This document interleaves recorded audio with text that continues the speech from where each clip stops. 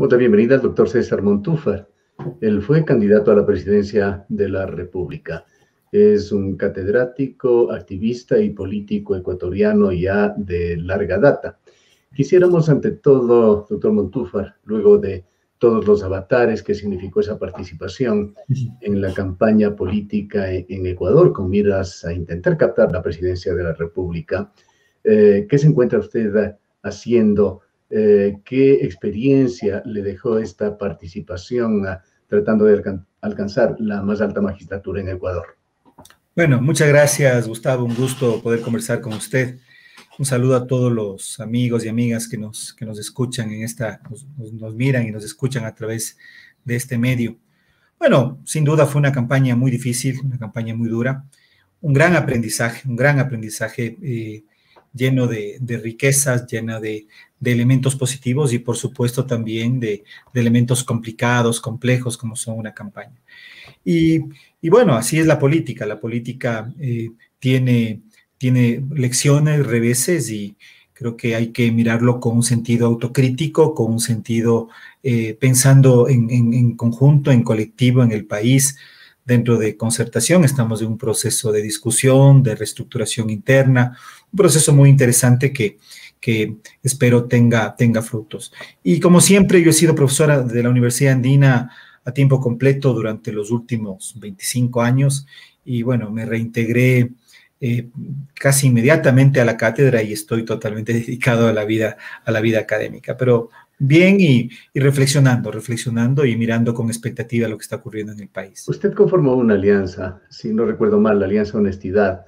Estuvo con Fernando Villavicencio, quien sí logró su objetivo de llegar a la Asamblea y está en una posición conspicua como presidente de la Comisión de Fiscalización.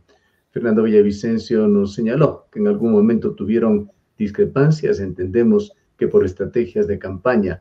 Antes de entrar en materias, en cuestiones que son también más importantes para el interés general, cuéntenos qué sucedió allí.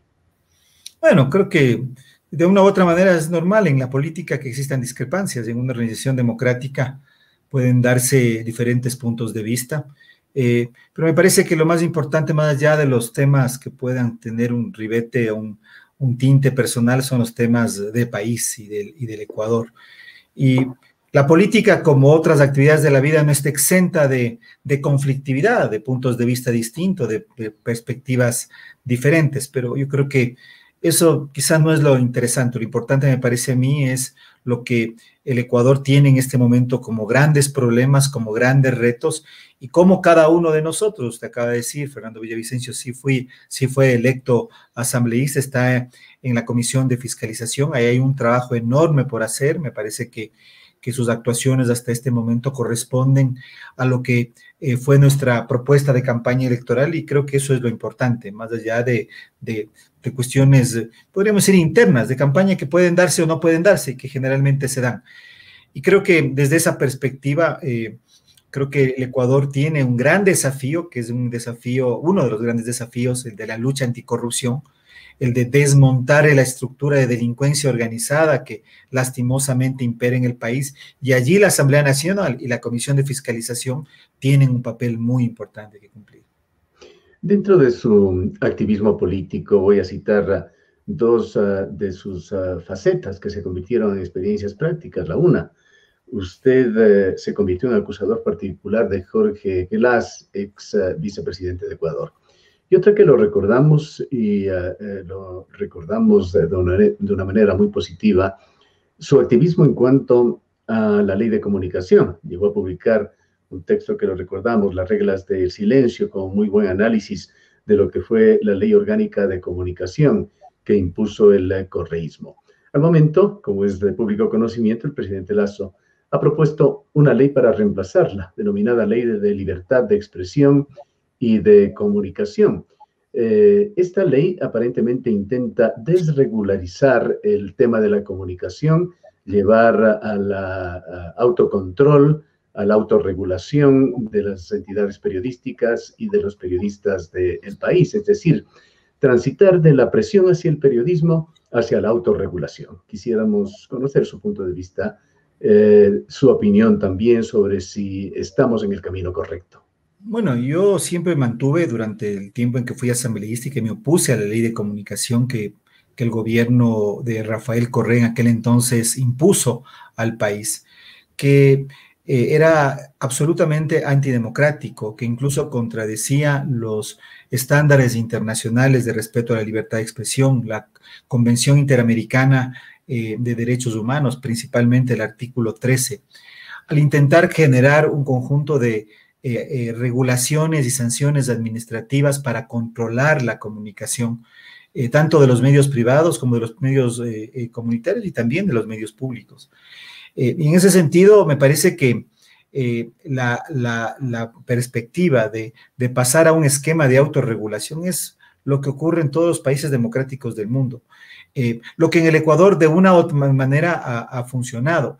Eso no quiere decir que es perfecto, es decir, que ningún sistema es una panacea, pero es preferible la autorregulación y son preferibles, por decirlo de alguna manera, los errores que pueden darse en un contexto de autorregulación, porque finalmente son los lectores, los radioyentes, los televidentes, los usuarios de medios digitales los que finalmente sancionan o no a los medios, y eso es que hace que los medios generen sus códigos de ética interna, sus normas de funcionamiento deontológico. Esa es la forma como funciona o debe funcionar un sistema de comunicación o el de ejercicio del derecho a la comunicación y a la libertad de expresión en una sociedad democrática. Yo creo que esa es la línea correcta, esa es la línea correcta. Creo que en ese sentido hace falta todavía y es un tema que todavía está pendiente, que es lo que va a ocurrir con los medios públicos en el Ecuador. El concepto de medios públicos es otro concepto muy interesante, muy importante. Es necesario que este espacio de comunicación sea fortalecido, pero no como un instrumento, lastimosamente, como ocurrió durante la época del gobierno del expresidente Correa, un instrumento de ejercicio político en manos del gobierno, como un instrumento de la política del gobierno. E igualmente, el fortalecimiento de los medios comunitarios. Yo considero que un sistema de comunicación democrático que pueda garantizar el derecho a la libertad de expresión, que pueda garantizar los derechos de comunicación de todos los habitantes del Ecuador, es la línea que hay que fortalecer, y para eso el esquema de autorregulación de los medios me parece que es el más conveniente. No es perfecto, pero es preferible 1000 veces a lo que lastimosamente el correísmo implantó con su ley de comunicación. Sin quedarnos necesariamente en los medios públicos, pero hay referentes muy importantes en el mundo sobre cómo hacer comunicación desde los medios públicos. Así es. BBC, Radio Nederlanda, Radio Francia, que se sustentan, se financian con fondos de los contribuyentes y tienen la película muy clara de a quién se debe. Así es, así es. Y no solamente en Europa, también en América Latina hay experiencias interesantes. Yo creo que la televisión chilena es una televisión, la televisión uruguaya igualmente. Y creo que lastimosamente, bueno, no lastimosamente, yo creo que beneficiosamente también, hoy la comunicación está cambiando y creo que la importancia que tienen los medios digitales cada vez es mucho mayor a los medios tradicionales. Yo creo que, sobre todo en los últimos 5, 10 años, yo creo que en realidad ha habido un vuelco y una transformación en el mapa comunicacional del país.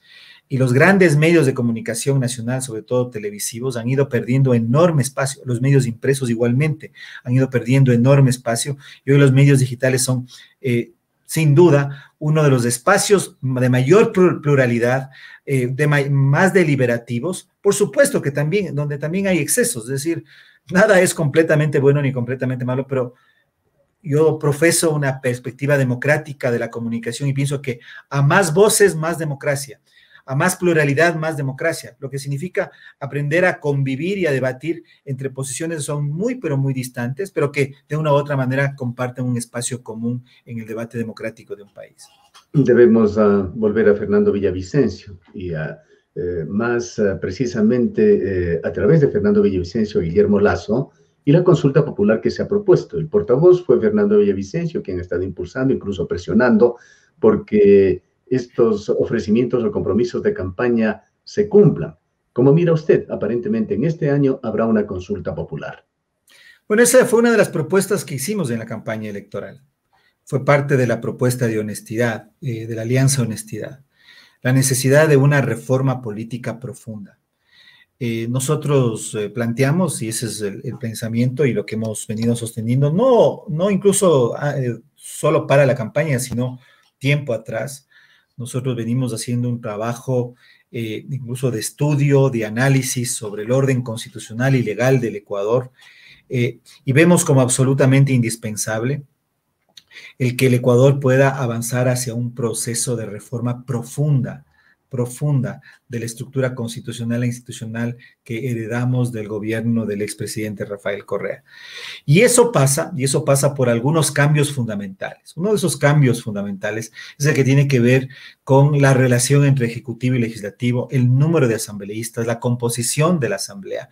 Ahí hay un tema central, fundamental, que en la propuesta que nosotros hicimos en la campaña, que Guillermo Lasso, yo no diría que la tomó, pero la replicó en la segunda vuelta, estuvo presente.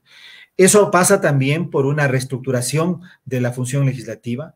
Hemos venido sosteniendo la necesidad o la conveniencia de que sean 2 cámaras legislativas y no una, y que además exista una reducción del cuerpo de asambleístas. Todas esas reformas en la perspectiva de que en el Ecuador podamos superar este modelo hiperpresidencialista que se heredó del gobierno y de la llamada Revolución Ciudadana.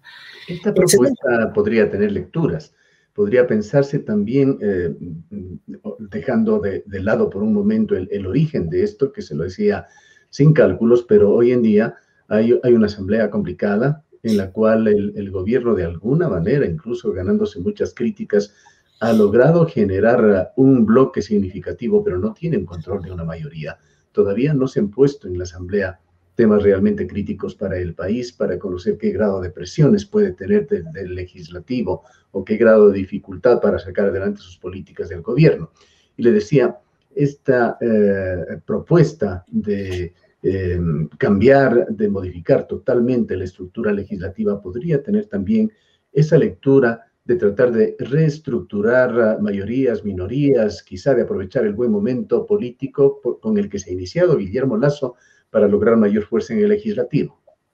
Es que no podría hacerse para este periodo, porque ya los ecuatorianos el 7 de febrero de este año eligieron un cuerpo legislativo, y ese cuerpo legislativo fue elegido para 4 años.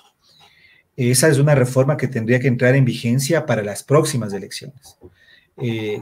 Sería una conculcación del derecho a la participación política, el que un cuerpo que ya fue elegido por una consulta popular termine, digamos, transformado, reducido. Creo que ahí hay derechos que no se pueden topar. ¿Recuerda usted lo que pasó en el correísmo? Claro, no podemos volver al Congreso de los Manteles. Eso sería hacer exactamente más o menos lo mismo. Y no hubo una reducción, sino un cambio por una maniobra política. Vayamos a la otra reforma que se propone, que tiene que ver con este quinto poder, el Consejo de Participación Ciudadana y Control Social. Allí también hay voces discrepantes. Se señala por una parte de que sí es factible lograrlo a través de una consulta popular, pero hay también quienes opinan que tendría que reformarse la Constitución. Bueno, por supuesto, eliminar el Consejo de Participación y Control Social y toda la función de transparencia y control social implica una enmienda constitucional, diría. Ahí hay la discusión entre diversos enfoques desde el constitucionalismo, si es que es una enmienda o una reforma, pero sin duda implica un cambio en la Constitución. Y creo que esto es importante porque esas funciones deben retornar, digamos, el nombramiento de las autoridades que recaen en este Consejo tiene que retornar a la función legislativa. Y eso nos devuelve a la pregunta que estuvimos conversando hace un momento. Esta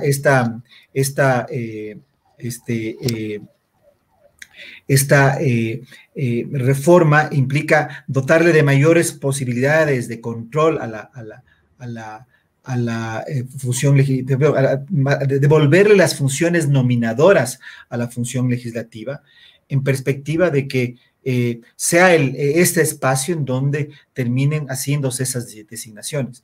Igual, regreso así un momento, cuando hablamos siempre de reformas constitucionales, de cambios de la Constitución, no hay ninguna panacea, ningún sistema, vamos a decir, ninguna reforma es perfecta, pero lo que nos demuestra la experiencia en el mundo, es que los estados democráticos que mejor funcionan, no que funcionan de manera perfecta, pero que mejor funcionan, son estados que van por ese camino. La experiencia que tuvimos en el Ecuador, de un consejo de participación totalmente controlado de manera directa e indirectamente por la función ejecutiva, por el presidente de la República, fue nefasto.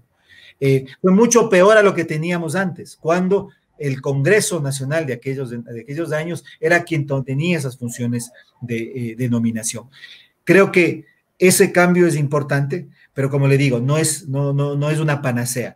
Y lo que sí tenemos que tener claro es que lo que ocurrió en el correísmo es que al haberse creado este Consejo de Participación, esta función de transparencia y control social, lo que se le dio es más poder al presidente en aquel entonces, el expresidente Correa, para tener un control total del Estado. Y eso es lo que hay que evitar, que la concentración del poder, que es contraria a la democracia, sea la norma a través de la cual funciona el Estado ecuatoriano. Porque eso tiene una consecuencia, Gustavo, y que la estamos sufriendo. Y es que cuando una sola persona controla todo el poder, como decía ese famoso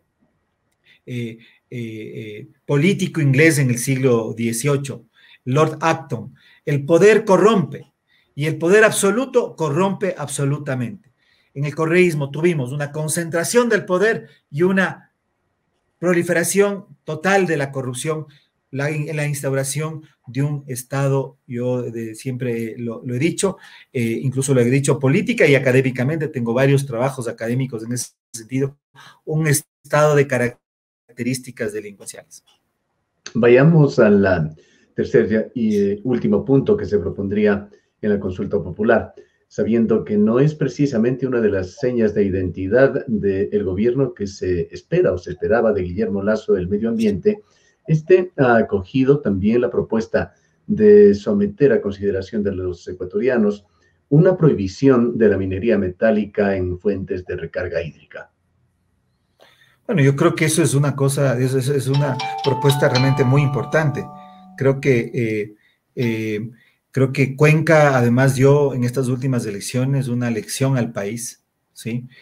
Muy importante dentro de la consulta popular que fue parte del proceso electoral del 7 de febrero.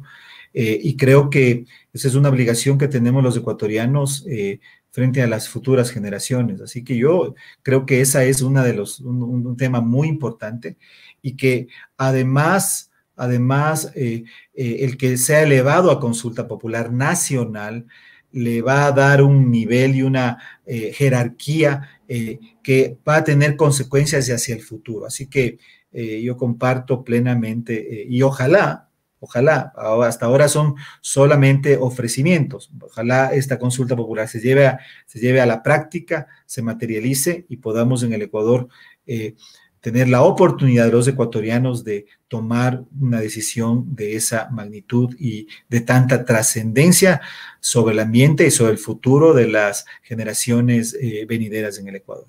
Un mensaje final para nuestra audiencia, César. No, siempre muy contento de conversar con usted, Gustavo. Sus entrevistas son entrevistas exigentes en el sentido de que a uno le obligan a pensar, a elaborar, y uno extraña muchísimo este tipo de diálogos. Así que un saludo a usted, a todos los oyentes y televidentes o quienes nos siguen a través de este programa, y muy contento y siempre a las órdenes, Gustavo. Muchas gracias. El doctor César Montúfar fue candidato a la presidencia de la República, es un catedrático, un activista y un político con varios años de accionar en el país.